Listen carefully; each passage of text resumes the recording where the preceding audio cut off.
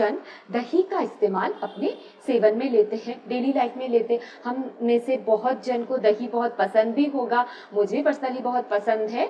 तो आयुर्वेद के अनुसार दही, कर्ड जिसको आप इंग्लिश में बोलते हैं योगर्ट, जो यूरोपियन कंट्रीज में, बेसिकली अमेरिका, यूरोप, फॉरेन के कंट्रीज में कर्ड को योगर्ट बोलते हैं ना। तो इसके बारे में हम जान रहे हैं। तो बात यह है कि दही लेने के, दही ऐसे तो बहुत ही पावरफुल एक प्रोबायोटिक है, पर साथ ही साथ आयुर्वेद के अनुसार आचार्य ने आयुर्वेद के जो 3 बृहत त्रयी है, चरक संहिता, सुश्रुत संहिता और भागवत संहिता, उसमें अष्टांग हृदय में आचार्य भागवत ने, आचार्य चरक और सुश्रुत ने बताया है कि दही लेने के क्या क्या गुण है, मतलब क्वालिटीज तो बताया ही है, बेनिफिट्स बताया है अकॉर्डिंग टू दोषास, अकॉर्डिंग टू प्रकृति, पर यह भी बताया है हमें क्या क्या गाइडलाइंस फॉलो करने चाहिए।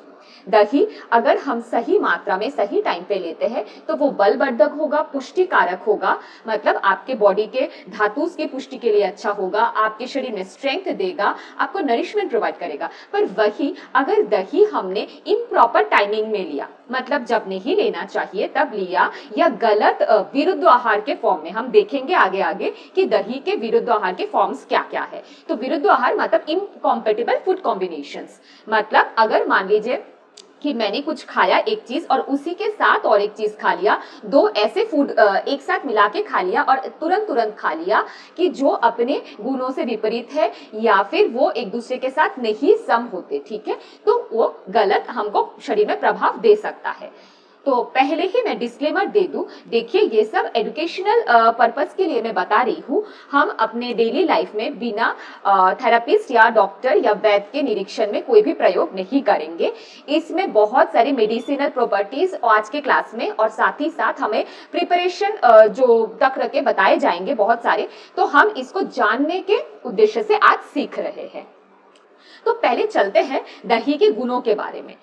आचार्य कहते हैं दही रोचना होता है। रोचना मतलब अरुचि जिसको नाश करता है, जो आपको मान लिए खाने पीने का मन नहीं है, पर आपको टेस्ट एनहांस करने के लिए, आपका एपेटाइट, आपका भूख बढ़ाने के लिए जो है, तो वो दही का एक गुण है। दही रोचना है, एपेटाइट इंक्रीज करता है। दूसरा दही दीपना है। दीपना मतलब कार्मिनेटिव, जो आपके डाइजेस्टिव फायर को, आपके पाचन की क्षमता को बढ़ाता है, ये सही है। फिर दही ब्रुष्य है। ब्रुष्य मतलब एफ्रोडाइसिक, जो आपके प्रेग्नेंट वुमन या फिर जो भी चाहते हैं कि थोड़े उनके जो वीर्य है वो स्ट्रेंथन हो, तो वो हेल्प करता है, ठीक है, आपके जो शुक्र धातु है उसको पुष्टि देता है। दही स्नेहन है। दही अंगटस, स्नेहन मतलब ऑयली नेचर का है, आप ये समझ सकते हैं, सिंस ये दूध से बनी हुई प्रोडक्ट है तो वो स्नेहन है, इसमें फैट कंटेंट रहता है क्योंकि वो मिल्क से बना है। दही के बहुत सारे होते हैं, cow milk, buffalo milk, goat milk, camel milk, पर इसमें से सबसे बेस्ट काऊ मिल्क है। शुद्ध देसी गाय के दूध से बना हुआ दही आचार्यों ने बेस्ट माना है। बफेलो मिल्क जो कि भैंस के दूध से बना होता है, वो भी पुष्टिकारक है, बलवर्धक है, मतलब आपकी स्ट्रेंथ ना, शरीर में स्ट्रेंथ इंक्रीज करेगी, पर उसमें वो अभिसंधि है। अभिसंधि मतलब जो आपके चैनल, आपके स्रोतस को ब्लॉक करे।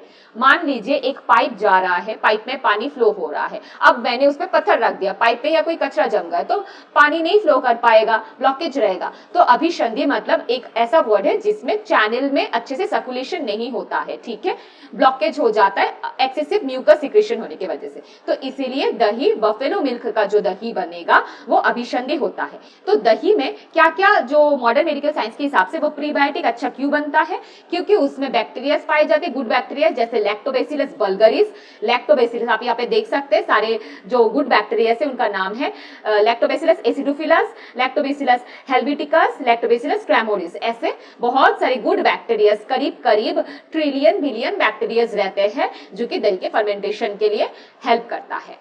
तो ये तो हुआ दही के गुण, पर साथ में हमें यह देखना है कि दही के, जिस कारण से मैं बता रही हूं, दही के गुणों के साथ हमें यह भी देखना चाहिए कि दही के जो टाइप्स है उसमें कौन सा टाइप किस धातु को पुष्टि करता है, कौन सा टाइप किस दोष को बढ़ाता है, और किसको लेना चाहिए किसको नहीं लेना चाहिए। क्योंकि यही मेन आज का टॉपिक है कि हमें क्या क्या ध्यान रखना चाहिए दही और तक्र बनाने में। तो तक्र मतलब बटर मिल्क, तो पहले दही देख लेते, फिर हम तक्र पे डायरेक्टली चलेंगे। हमारे आयुर्वेद की जो बृहत त्रयी है, जो कि चरक संहिता, सुश्रुत संहिता और अष्टांग हृदय, तो उसमें सारे आचार्यों ने दही के अपने अपने हिसाब से ना गुण बताए हैं। ठीक है, तो आचार्य सुश्रुत ने बताया है कि दही स्वीट मधुर रस का होता है, दही आम्ल रस का भी होता है, और दही अत्य आम्ल, अत्य मतलब ज्यादा खट्टा, आम्ल मतलब खट्टा, मधुर मतलब स्वीट, और अत्य आम्ल मतलब ज्यादा खट्टा। तो ये आचार्य सुश्रुत का कहना है। तो ऐसे आचार्य बागभट्ट ने भी कहा है और आचार्य चरक ने भी कहा है। तो देखिए, पहले जो दही का टाइप्स बताया गया है, इसमें है मंद। मंद मतलब अभी तक बैठा नहीं है, आधा दूध आधा दही जैसा, मतलब अभी तक पूरी तरीके से जमा नहीं है, ठीक से जमने वाला है, सेमी सॉलिड टाइप का रहता है। इसमें ना कोई भी जो हमारे आयुर्वेद में द्रव्य के ना टेस्ट भी होते हैं, रस भी होते हैं, है ना, सारे द्रव्य के रसा होते हैं कि मधुर है, आम्ल है, कैसा है, लवण है। तो इसमें अभी तक कोई रस का प्रोमिनेंट टेस्ट नहीं आया है मंद में।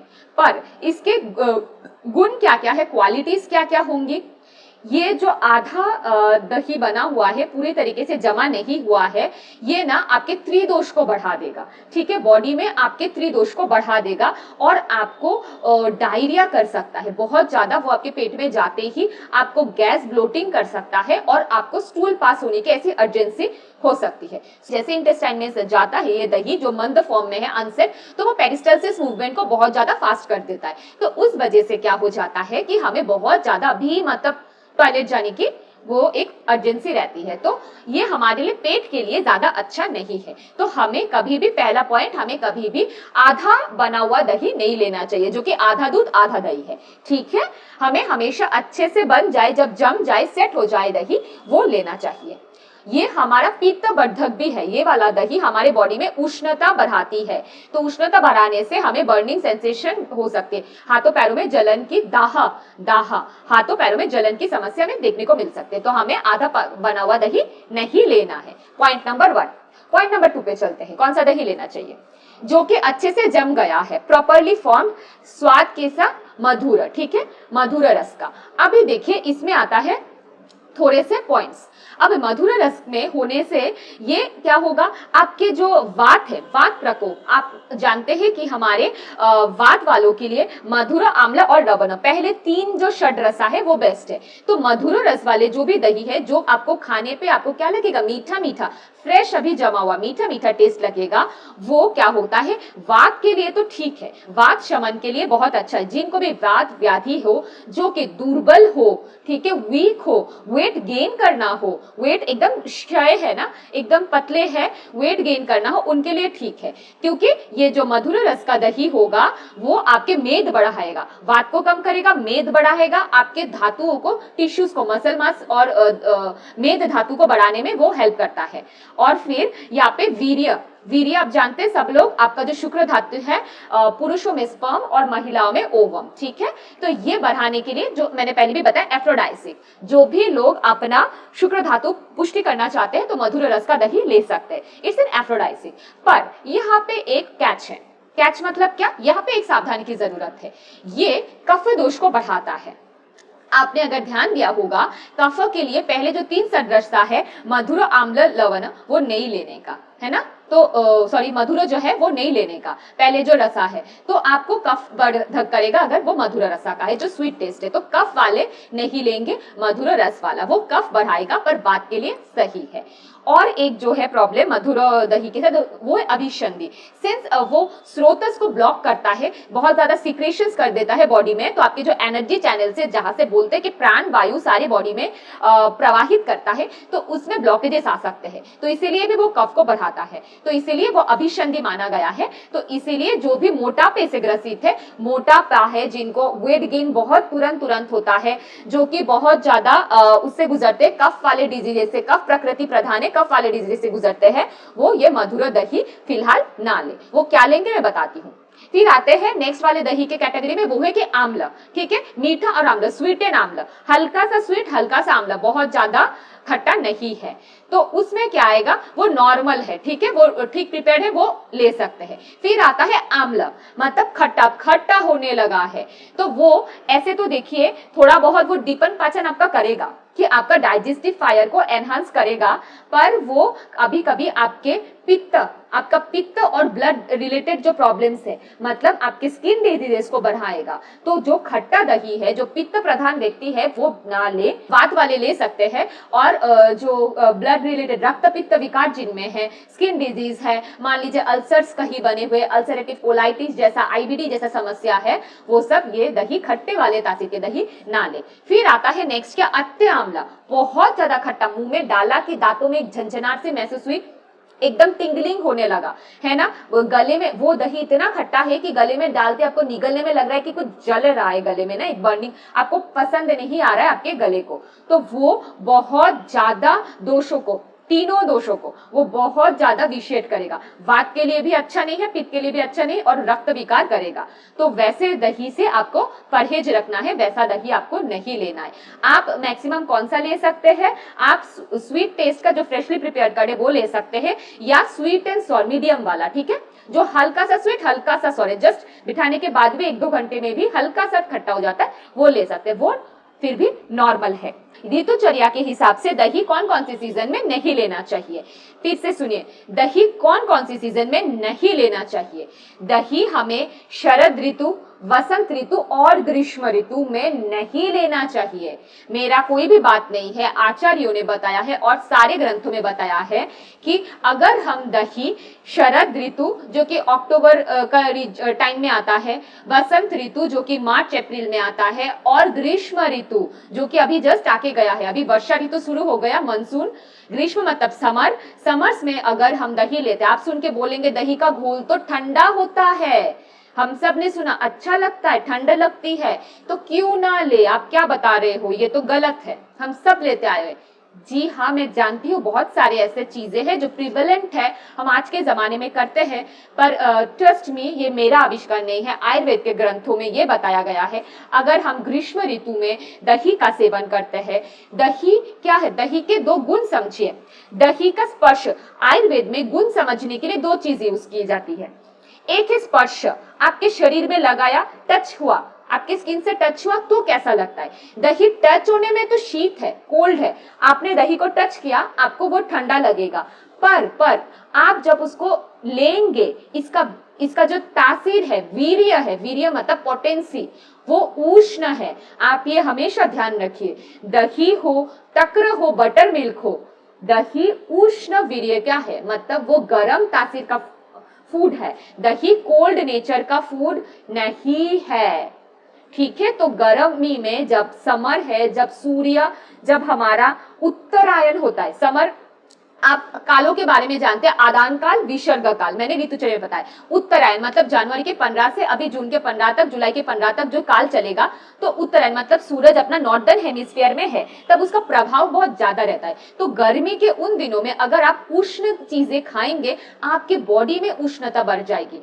तो उष्णता बढ़ेगा तो पित्त विकार होगा, पित्त दुष्टि होगी तो रक्त की भी दुष्टि हो जाती है।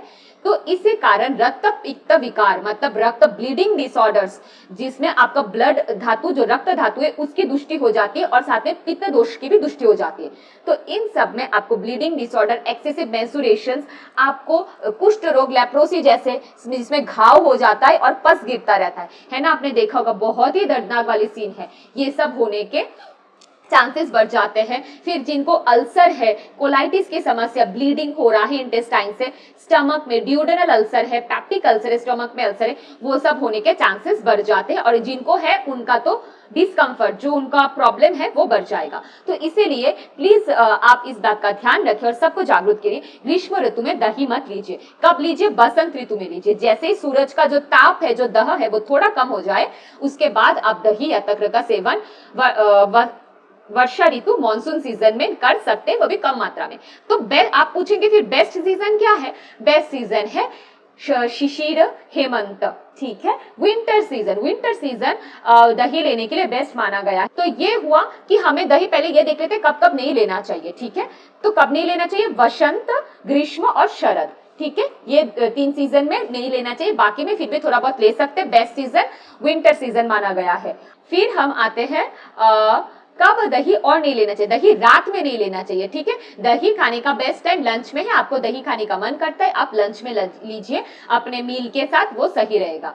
खाली पेट मत लीजिए, रात में दही मत खाइए। और अगर आपको ज्यादा मन कर रहा है, मान लीजिए किसी को बहुत ज्यादा कफ वो है, कफ विकार है, ठीक है, तो आपको मन कर रहा है दही लेने का, तो आप उसको ये के साथ देसी खांड जिसको बोलते हैं धागे वाली मिश्री, उसके साथ थोड़ा बहुत ले सकते हैं, थोड़ा बहुत शहद के साथ ले सकते हैं, इवन आमलकी के साथ भी लेने के लिए बोला गया है। और ग्रीन ग्राम के सूप के साथ थोड़ा 1 चम्मच दही मिला के ऐसा ले सकते हैं, अगर लेना ही पड़ता है तो, अगर बहुत ज्यादा मन करता है जिनको विकार है, ठीक है, कफज व्याधि, रक्त पित्त विकार और कफज व्याधि जिनको है, अगर बहुत ज्यादा मन करता है तो आंवला के साथ, आप इधर देख सकते हैं, आंवला के साथ, घी के साथ, और शुगर इधर पे व्हाइट शुगर नहीं इस्तेमाल करना जो कि मार्केट में मिलता है, ये आपको देसी जो रॉक शुगर है, देसी खांड, वो सबसे बेस्ट रहता है। व्हाइट वाला बहुत ज्यादा केमिकली प्रोसेस्ड रहता है, जो कि हम चीनी आजकल लेते हैं, वो सही नहीं रहता। अब गुड़ के साथ भी ले सकते हो। दही में कुछ कुछ विरुद्ध आहार की चर्चा की गई है। दही हम जो एवरीडे में लेते हैं, यहाँ पे कोई भी प्लीज बुरा मत मानिएगा कि मैं ये फूड, अगर मैंने किसी फूड आइटम का नाम लिया और आप इसको डेली बेसिस पे कंज्यूम करते हैं, तो अगर इसमें कॉन्ट्राइंडिकेशन पाए जाते, प्लीज बुरा मत मानिएगा। मैं कोई भी जाति, धर्म, कोई भी देश या किसी भी संप्रदाय के जो भी चली प्रचलित फूड हैबिट से कल्चरल डिशेज है, मैं इस पे आरोप नहीं लगा रही हूँ, मैं वही प्रस्तुत कर रही हूँ जो कि रिसर्च में पाया गया है और जो ग्रंथों में लिखा हुआ है, जो अभी अवेलेबल लिटरेचर अवेलेबल है, तो मैं बस प्रस्तुत कर रही हूँ। बाकी आप स्वयं समझदार है, आप अपना निर्णय खुद ले सकते हैं, आपके बॉडी के लिए क्या सूट करता है। तो दही में विरुद्ध आहार में बताया यह गया है कि आपको दही मांस के साथ, मीट के साथ नहीं लेनी है, ठीक है। मीट एक कॉमन डिश आती है जहां पे मीट को चिकन प्रिपरेशन, मटन प्रिपरेशन में मैरिनेशन के लिए कर्ड इस्तेमाल होता है ताकि मीट सॉफ्ट हो जाए। ऐसा एक कॉमन कुछ रेस्टोरेंट्स में पाया जाता है, या बहुत सारे ऐसे टिक्का मसाला, समथिंग तंदूरी, ऐसे बहुत सारे डिशेज होते हैं जहाँ पे मैरिनेशन के बाद डायरेक्ट चूल्हे में दिया जाता है। तो देखिए, ये विरुद्ध आहार इनकॉम्पिटेबल फूड कॉम्बिनेशंस के तहत आता है। दही का जो और एक बड़ा रूल है, मैं बताना भूल गई, सॉरी, दही को हीट नहीं करना है। हाँ, अभी आप बोलेंगे हम तो डेली बेसिस पे करी चावल बनाते हैं जो कि बहुत फेवरेट है और घर में सब बच्चे अच्छे से खाते हैं। जी, आप बनाते हो, खाते हो, आपको कोई प्रॉब्लम नहीं हुआ होगा, बहुत अच्छी बात है, ईश्वर की कृपा से आपकी जठराग्नि अच्छी है, आप बच गए। पर दही, तक्र, इनको हीट करना वर्जित है आयुर्वेद के अनुसार। आप यहाँ पे कॉन्ट्राइंडिकेशंस में देख सकते हैं, it should not be heated. Curd, contraindications of दही, तक्र, सब में वो हीट नहीं करना चाहिए। आयुर्वेद मानता है दही को हीट करने से दही के जो तो एसेंशियल बैक्टीरिया मर जाते हैं। जो भी लैक्टोबैसिलस के लिए आप खा रहे हैं, जो भी गुड बैक्टीरिया आपके पेट में जाके आपके डाइजेशन को, पाचन को, दीपन को अच्छा करता, उसका तो काम गया। ऊपर से वो जो लघुता गुण थी वो भी चली गई, वो गुरु बन गया। क्योंकि दही में भी फैट होते हैं, एसेंशियल अमाइनो एसिड्स होते हैं, वो इतना हीट में जाके जब हम बॉयल करते, पकाते दही को हीट में, तो वो गुरु हो जाता है, वो हमें डाइजेस्टिव ब्लॉकेजेस देता है। पर हाँ, बिल्कुल, आप 1 दिन खाओगे, 2 दिन खाओगे, आपको कुछ भी नहीं होगा। आचार्य चरक बताते विरुद्ध आहार के बेसिस पे कि अगर आप अविरुद्ध आहार का सेवन भी करते हो और आप अभी भी स्वस्थ हो, तो ये दर्शाता है आपकी इम्यूनिटी बहुत अच्छी है, आपकी पाचन शक्ति बहुत अच्छी है। तो आप इससे ये मत सोचिए कि ये मैं कर रहा हूं, मुझे कुछ हो नहीं रहा है, तो ये सही है। लॉन्ग रन में, मतलब लॉन्ग रन में देखा जाता है, ये ऐसे कुछ भयंकर बीमारियों को जाके पैदा करता है, जो कि हम सोचते अरे हम तो इतना अच्छा योग करते हैं, इतना अच्छा आहार विहार है हमारा, इतने अच्छे सात्विक प्रवृत्ति के हम है, पर फिर भी हमें ये छोटा मोटा as simple as BP, sugar, ऐसा ही क्यों ना समझ ले, सर्दी खांसी फ्रीक्वेंट होना, इतना ही समझ लीजिए, गैस कभी कभी बनना, या अपच होना, या फिर कॉन्स्टिपेशन रहना, तो हम समझते हैं कि अरे हमें ये सब क्यों हो रहा है, हम तो इतने अच्छे हैं, इतना अच्छा भोजन बनाते हैं, सात्विक करते, पूजा पाठ मंत्र जप तप, और इतने अच्छे कर्म संस्कार है हमारे, तो हमें तो कुछ भी नहीं होना चाहिए। तो वही सबका छोटा मोटा नमूना है विरुद्ध आहार के सेवन की वजह से। तो दही को, पहला विरुद्ध आहार में दही को कभी हीट नहीं करना है, प्लीज दही को हीट मत करिए, जैसे आप बनाते वैसे ही आप सेवन करिए रॉ। दही को मांस के साथ नहीं लेना है, दही को फल के साथ नहीं लेना है। आयुर्वेद फलों के साथ दूध दही का सेवन एकदम वर्जित बताता है। जैसे आजकल बहुत सारे शेक्स आते हैं, मिल्क शेक तो आते ही है, डाइजेस्टिव प्रॉब्लम करता है, तो इम्बैलेंस कर देता है हमारी जठराग्नि में, तो जिसकी वजह से ना बॉडी में आमा होने के चांसेस बढ़ जाते हैं। अब ये आमा अगर हार्ट में जाएगा तो हार्ट ब्लॉकेज करेगा, लीवर में जाएगा फैटी लीवर करेगा, आपकी इंटेस्टाइन में पड़ा होगा तो IBS, ulcerative colitis, IBD, Crohn's disease जैसे भयंकर बीमारी, पाइल्स, फिस्टुला। लोग मेरे पास आते बोलते मैम मेरे को ना एनल फिशर है, मैंने आयुर्वेद का पंचकर्मा किया उसके बाद एनल फिशर हो गया, ऐसा करके आते हैं मेरे पास, है ना, बहुत जन। तो वो बोलते कि आयुर्वेद ने मेरे को ऐसा कर दिया वैसा कर दिया। हमें ये भी तो देखना चाहिए मैडम कि हम क्या आहार ले रहे हैं ना। हो सकता है किसी कारणवश आप कहीं सेंटर में गए हो और आपको ऐसा प्रॉब्लम हो गए, उसके लिए हम दुखी है, पर आपको अपने आहार का भी ध्यान रखना चाहिए। कौन शरीर में जाके कब क्या रोग सृष्टि करेगा हमको तो नहीं पता ना, हमको थोड़ी पता है हम इधर से क्या डाल रहे हैं, अंदर से क्या जा रहा है, कितना भोजन पच रहा है, कितना नहीं पच रहा है और क्या दुष्टि कर रहा है। तो सिंस हमें नहीं पता है इतना, जैसे महर्षि पतंजलि क्या बोलते हैं, नाभि कूप में, नाभि चक्र में संयम करने से शरीर रचना की ज्ञान मिल जाता है ना। अब इतनी सिद्धि तो हमारी हुई नहीं है कि कैसे शरीर रचना पूरा हो हम देख ले, तो इसलिए जब जो आचार्य ने बताया है बेहतर है हम उसको फॉलो करके चले। फिर दूसरा, पहले भी बताया था दही और दूध का सेवन, है ना, आधा कच्चा आधा पका हुआ दही नहीं लेना चाहिए, क्योंकि दही और दूध का सेवन ये विरुद्ध माना जाता है, ये गुरु हो जाता है और आमा बनाता है। एंड में देखिए ये सब जाके आमा ही बनाना है, जो टॉक्सिन से, जिन्होंने भी पहले क्लास किया होगा टॉक्सिन के बारे में वो समझ रहे हैं कि आम से मैं क्या बताना चाह रही हूँ। फिर दही के साथ स्टार्ची फूड्स, ठीक है, स्टार्च कंटेंट जिसमें ज्यादा होता है, जैसे कि आलू, फिर आप समझ सकते स्वीट पोटैटो, फिर केला, ये सब विरुद्ध, इससे आपको गैस, ब्लोटिंग, वही डाइजेस्ट अग्नि हो जाएगी आपके मंथ, और जितने सारे आपके पेट के विकार है वो हो जाएंगे।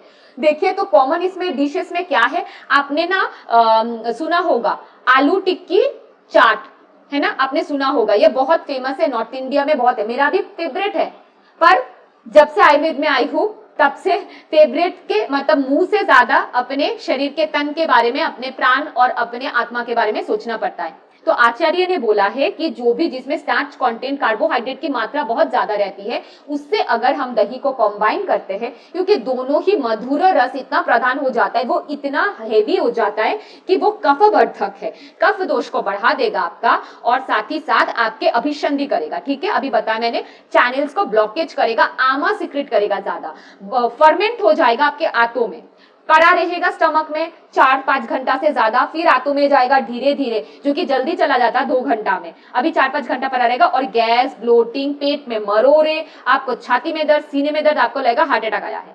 तो इसलिए हमें इसका सेवन नहीं करना चाहिए। और सबसे बड़ी गलती जो कि है दही के साथ मछली, हम जब भी मछली, प्रॉन, एग, ठीक है, अंडा और नॉनवेज भी खाते हैं, फिर भी हम ना रायता जैसा चीज ले लेते, चिकन बिरयानी के साथ रायता नहीं लेना चाहिए मेरे दोस्तों। आप ये सब प्रोलॉन्ग सेवन करेंगे तो आपकी जीभ जो है ना वो पिंक के बजाय सफेद होने लगेगी, आमा पूरा जमा होने लगेगा, ठीक है। तो प्लीज आप ये सब मत सेवन करिए, वरना आपको आज गठिया रोग, फिर कल कमर दर्द, पीठ दर्द, फिर बोलेंगे अर्थराइटिस हो जाता है और मुझे समझ नहीं आता, मुझे आज क्यों कंधे में दर्द कर रहा है, हाथ में दर्द, पीठ में दर्द, एनीमिया जैसे बहुत, क्योंकि आपके आंतों की एब्जॉर्प्शन रुक जाती है ये विरुद्ध आहार करने से। तो एनीमिया, पांडुत्व जो मैंने पढ़ाया लास्ट क्लास में, वो तो होगा ही ना। एनीमिया के बहुत सारे कॉजेस में ये भी तो था कि इंटेस्टाइन की एब्जॉर्प्शन अच्छी नहीं होती, तो विटामिन B12 कैसे होगा, है ना, वो सब भी है। तो आप बहुत सारे आयरन डिफिशियंसी एनीमिया और पर्निशियस एनीमिया से गुजर सकते हैं। तो ये था मुख्यतः कि हमें दही के साथ और क्या क्या नहीं करना चाहिए। पहला, मैं फिर से कॉन्ट्राइंडिकेशन बता देती हूँ, हमें शरद ऋतु, वसंत ऋतु और ग्रीष्म ऋतु में नहीं लेना चाहिए। हमें दही को हीट नहीं करना चाहिए। हमें दही के विरुद्ध आहार, जिसमें दही को दूध के साथ, फल के साथ, दही को मछली के साथ, चिकन के साथ, दही को आलू जैसे स्टार्ची फूड के साथ नहीं लेना है। ये सब हमें ध्यान रखना है। और सबसे बड़ी बात, रात में दही कोई नहीं ले, ये बहुत ज्यादा कफ वर्धक है, वात वर्धक है। रात में दही लेने से आपको स्किन डिजीजेस होंगी, रात में दही लेने से आपको सर्दी, खांसी, दमा, एस्थमा, ब्रोंकाइटिस, आपको पल्मोनरी डिसऑर्डर्स ये सब होते रहेंगे, ठीक है। रात पित्त बढ़ जाएगा, नींद की प्रॉब्लम आएगी, बर्निंग सेंसेशन होगा। प्लीज रात में दही कभी नहीं ले, जितना भी मन करे। सूर्यास्त के पश्चात दही बंद, अभी देखिए यहाँ पे कुछ कुछ रेसिपीज के नाम बताए गए हैं, ट्रेडिशनल रेसिपीज जो कि रिसर्चर्स ने लिखा है। मैं डीप नहीं जाऊंगी, आप चाहे तो देख लो। इसमें सब बहुत सारे north India, south India, east India, waste India सबके नाम बताए गए हैं। और क्यों नहीं लेना है, क्योंकि इसमें दही को हीट किया जा रहा है, दही के साथ मीट, मटन, चिकन ये सब मिलाया जा रहा है, दही के साथ फ्रूट्स मिलाए जा रहे हैं, मिक्स फ्रूट, रायता वगैरह। ये सब प्लीज मत लीजिए, मैं नाम नहीं लेना चाहती हूँ, आप सब देख सकते हो। तो ये नहीं करने से हम क्या होगा, ये नहीं करने से हम ज्यादा दिन स्वस्थ रहेंगे। अगर हमें बीमारी आने के भी चांसेस जो भी कारण से बच जाते, हम इनको अवॉइड करके, इन विरुद्ध आहार की कॉम्बिनेशंस को अवॉइड करके अपने आप को बस बचा सकते, सेफ गार्ड कर सकते। अब देखिए, बीमारी आने की कोई एक कारण तो नहीं होता है, बहुत सारे कारण होते हैं। हम अगर एक भी कारण को कम कर पाए, शायद हम ज्यादा समय तक स्वस्थ रह पाए, बस यही लक्ष्य है। तो हमने देखा कि दही का जो स्पर्श है वो शीत होता है, और दही का जो गुण है पोटेंसी, तासीर जो है वो उष्ण होता है। तो इसलिए आपको दही को समर सीजन में नहीं लेना चाहिए। तो हमने दही को एज ए चिकित्सा देखा। अभी दही को कौन कौन से रोगों में यूज करते हैं? अतिसार, जिसमें डायरिया, दही को ग्राहिनी, जिसको आईबीएस के तौर पे आप सोच सकते हैं, अर्श पाइल्स के तौर पे, पिनियस जो क्रोनिक रिनाइटिस है, ठीक है, वो एलर्जी जैसा रहता है, नाक में नेजल पैसेज में इन्फ्लेमेशन हो जाता है, उसमें भी यूज कर सकते हैं। फिर रुचि बढ़ाने में, जिनको भूख नहीं लगती, दही का मट्ठा बना के देते हैं। तकरानी बटर मिल्क, बटर मिल्क को आयुर्वेद में पथ्य आहार माना गया है। आचार्य बागभट्ट कहते हैं तकरा हमारे कोई बहुत सारे डिजीजेस में बहुत अच्छा नेक्टर की तरह, अमृत की तरह, भाव प्रकाश ग्रंथ में भाव प्रकाश मिश्रा ने तक्र को अमृत की तरह लिखा है अपने ग्रंथ में, ठीक है। ये देखिए, भाव प्रकाश आचार्य हमारे, उन्होंने तक्र को अमृत माना है। अगर कब, अगर हम प्रॉपर मैनर में ले, तक्र भी दही के जैसे ही इसके कॉन्ट्राइंडिकेशंस है, तो ये सब तब अमृत माना जाएगा जब हम इसको राइट वे में, राइट टाइम पे लेंगे। क्या क्या करेगी? शारीरिक बल बढ़ाएगी, अग्नि दीपन है, त्रिदोषों के प्रॉपर्टीज है, अग्नि दीपन है, और फिर जिनका भी अग्नि विकृति है उसमें बहुत अच्छा तक्र का काम आता है, क्योंकि तक्र दही से इजीली डाइजेस्टेबल है। दही के तुलना में तक्र जो बटर मिल्क है वो डाइजेस्ट कर सकते पेशेंट्स, इसीलिए जिनको भी अग्निमंद है, अग्निमंद मतलब देखिए, दही पचाने के लिए ना शरीर में जठराग्नि प्रदीप्त होनी थोड़ी जरूरी है, क्योंकि वो गुरु है हल्का, पर तक्र ना थोड़ा लघु होने की वजह से अग्निमंद पेशेंट्स में, जिनका ना डाइजेस्टिव फायर वीक है, जिनको इतना खाया पिया पचता नहीं है, गृहिणी जैसे आईबीएस की प्रॉब्लम है, फिर उनको अतिसार, डायरिया, लूज मोशंस, ये सब ना पेट में गुरगुर गुरगुर ये सब होता रहता है। फिर उनको श्रोता, एडिमा रहता है, किडनी के पेशेंट्स में आपने देखा होगा पैरों में पानी जमा हुआ रहता है, उसको श्रोता बोलते हैं, ठीक है, आयुर्वेद में एडिमा यूरिनरी डिसऑर्डर्स में भी ये हेल्पफुल होता है तक्र। तो तक्र के बहुत सारे मेडिसिनल बेनिफिट्स है। तक्र को बस्ती में भी यूज किया जाता है, बटर मिल्क को। तक्र को आप शिरोधारा, तक्र को सर पे डालते हैं, पंचकर्मा का एक विधि है, मैंने बताया है, शिरोधारा तक्र का वो डालते हैं। तक्र को और भी पेट में डालते, तक्र बस्ती, ये सब होता है, ठीक है। सिर्फ तक्र अग्नि दीपना है तो तक्र धारा देके, मान लीजिए किसी को स्किन प्रॉब्लम से शिरोधारा जैसे होता है, तक्र का धारा ऐसे स्किन प्रॉब्लम, कुष्ठ रोग, psoriasis, urticaria, even high BP में भी छाती में, हृदय के पास ऐसे तक्र का धारा दिया जाता है। एक ऐसा कमंडल जैसा रहता है, उससे गिरता रहता है धीरे धीरे धीरे धीरे, तो 45 मिनट जैसा देते हैं, तो इससे भी हाइपरटेंशन के पेशेंट्स में इसका बेनिफिट मिलता है। तो ऐसे बहुत सारे मेडिसिनल प्रॉपर्टीज है, पर वो बिल्कुल वैद्य के निरीक्षण में होगा। हम अभी देख लेते हैं कि हम घर पे कैसे बनाएं। तक्र बनाने का जो पहला टाइप है वो है घोल। घोल कैसे बनाते हैं? घोल बनाने के लिए दही लिया आपने एक कटोरी, कोई पानी नहीं मिलाया, उसका फैट भी नहीं निकाला, जैसा फ्रेश घर में दही बना उसको बस आप 3 से 4 घंटा मंथन कर रहे, ठीक है। तो चर्ण करने के बाद उसकी तासीर बदल जाती है और वो वात शामक है, ठीक है, वात वाले लोगों के लिए और पित्त वाले लोगों के लिए ये सही रहता है, ठीक है। पर इसमें पानी नहीं ऐड करते और इसमें फैट भी रहता है, फैट कंटेंट पूरा रहता है, तो घोल बोलते हैं उसको, ठीक है। दही लिया और ऐसे ऐसे मंथन किया। फिर अभी आता है मट्ठा। मट्ठा आप सबने सुना होगा, खाया भी होगा। अगर इसमें थोड़ा अभी मट्ठा में क्या होता है, फैट जो है ना, ऊपर का जो फैट है वो पूरा निकाल देते हैं। अभी चर्ण होने के बाद देखिएगा फैट जो है अलग हो जाएगा। तो फैट जब पूरी तरीके से निकाल देते हैं, वो जब एकदम लो फैट डेयरी हो जाता है, सिर्फ पानी नहीं मिलाते पर दही को मंथन करते करते फैट अलग कर देते हैं, स्कीम्ड मिल्क जिसको बोलते हैं, तो वो क्या होता है, वो मट्ठा बन जाता है। तो वो पित्त और कफ वाले ले सकते हैं अच्छे से, कफ वाले अच्छे से ले सकते हैं क्योंकि उसमें कोई फैट कंटेंट नहीं रहता, तो वो अभिसंधि नहीं होता, ठीक है, वो श्रोतस को ब्लॉक नहीं करता, फैट सारे हटा देते हैं। पर चर्निंग इंपॉर्टेंट है, ठीक है। तकरा बिना चर्निंग के नहीं बनेगा। दही एज इट इज लेके खाते हैं। तकरा में क्या होता है, जैसे हम चर्निंग करते 3 से 4 घंटा लगा के, तो इसका संस्कार बदल जाता है। संस्कार मतलब तासीर बदल जाती है, इसके गुण बदल जाते हैं और इसके मेडिसिनल प्रॉपर्टीज बदल जाती है। तो संस्कार बदल जाने की वजह से ये ऐसे मेडिसिनल बन जाता है और हम जो कि अग्निमंद लोगों में दे सकते हैं, पित्त शमन में, वात शमन में, कफ शमन में दे सकते हैं और फिर वो पित्त प्रकोप नहीं करता। दही ऐसे खा लेंगे आप तो पित्त प्रकोप कर सकता है कोई कोई व्यक्तियों में, पर अगर आप उसको ऐसे चर्न करके फैट निकाल के उसके बाद वाटर भी ऐड करते, आती हूं मैं, जो तक्र है, तक्र असली तक्र, इसमें 1/4 पानी डालते हैं। जितना दही लिया 1/4 पानी लिया, उसको ऐसे चर्न करो। थोड़ा बहुत फैट निकालना है तो फैट निकाल दो, थोड़ा रख भी सकते हो। तो वो क्या होगा, अग्निदीपक, ये है सबसे बेस्ट, ये नेक्टर माना जाता है। ये अग्निदीपक है, वीर्यवर्धक है, आपके शुक्र धातुओं को बढ़ाएगा, आपको तृप्ति देगा, आपको भूख नहीं लगे उसमें भी अच्छा है, वात नाशक है, पित्त नाशक है और कफ नाशक भी, वो नहीं कफ बढ़ाएगा और हल्का सा उष्ण होता है, पर वो आपके शरीर में वो तक्र कौन से रस का होता है, तक्र कषाय रस का होता है, ठीक है। तो आपके कफ प्रकोप भी अगर है तो उसमें भी हेल्प करेगा।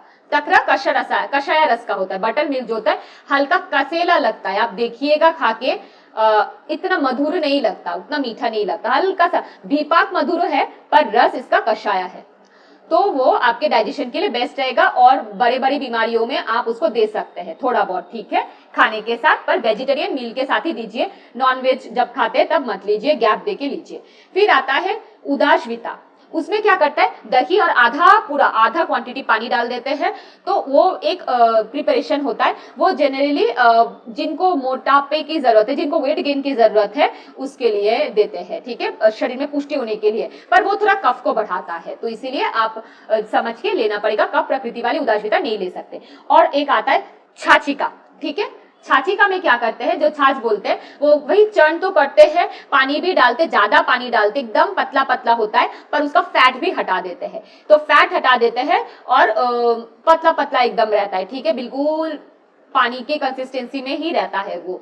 तो वो वात शमक और कफ कारक है, तो इसीलिए सबसे बेस्ट माना जाता है, छाछ से भी ज्यादा बेस्ट माना जाता है तक्र, बटर मिल्क, वो आप ले सकते हैं। तो वात प्रकोप अगर हो तो आप अम्ल तक्र ले सकते हैं। अम्ल तक्र मतलब आपको उसमें सैंथक लवण, आंवला के थोड़ा सा वो ये किया हुआ ड्राइड आंवला पाउडर और शुंठी, ड्राइड जिंजर, वो ले सकते हैं वात प्रकोप के लिए। पित्त प्रकोप है तो मधुर तक्र लीजिए, मतलब तक्र में आप सीता मतलब चीनी, ठीक है, सीता मतलब चीनी, मतलब व्हाइट शुगर नहीं, धागे वाली मिश्री, जो देसी खांड होता है तक्र में, वो मिला के लीजिए, आपका पित्त शमन होगा।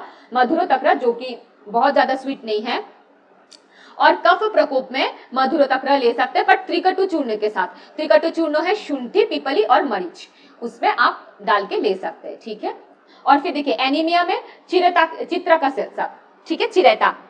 एनीमिया में आप जानते हैं, एनीमिया इसे हमने देखा रक्त पित्त विकार है, पित्त प्रधान है, तो आप तक्र लेंगे, बटर मिल्क लेंगे चित्रका के साथ। चित्रता का मतलब चिरायता, बहुत कड़वा होता है, आई नो आपको पसंद नहीं आएगा, बट इट्स रिटन ओके ना, ये थे। और अर्श मतलब पाइल्स, डिसेंट्री, आईबीएस जैसे में आपको तक्र में क्या लेना है, हींग लेना है, थोड़ा जीरा क्यूमिन आप जानते हैं, जीरा को भून के उसका दरदरा जैसा पीस के उसका पाउडर डालना है, सेंधक लवण डालना है आपको।